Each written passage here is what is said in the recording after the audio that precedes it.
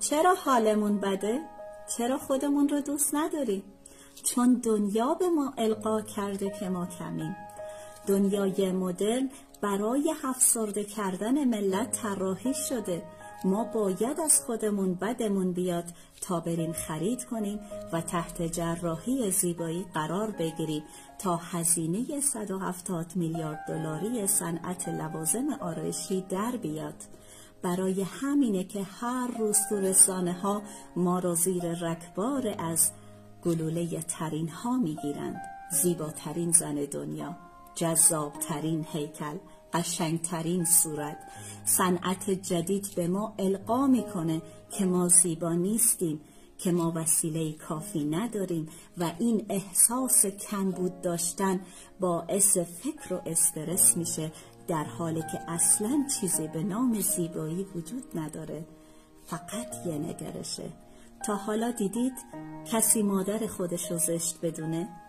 تا حالا دیدید مادری بچه خودش رو زشت ببینه و وقت میره مدرسه دنبال بچهش بگرده ببینه کدوم بچه قشنگتره دست همونو بگیره بیاره؟ میشه؟ نه، نمیشه. چون یه بچه از نگاه مادرش همیشه زیباترینه و یه مادر همینطور همیشه از نگاه بچه هاش قشنگترین مادر دنیاست.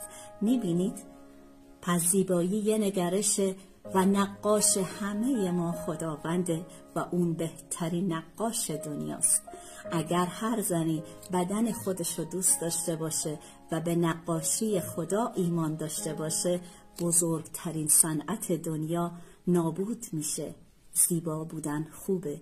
اینکه حواست به جسمت، به پوستت، به سلامتیت، به دندونات، به موهات باشه خوبه، ولی این که مدام فکر کنی بدنت زشت، صورت قشنگ نداری، این بده و این بدی ما رو سوق میده به طرف تله اگر و آنگاه.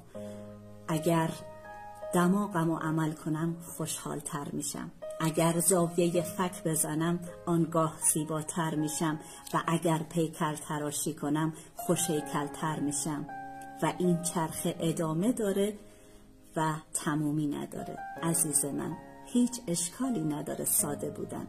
پس اگر ساده‌ای بدون که هیچ ایرادی نداری، خیلی هم خوبی.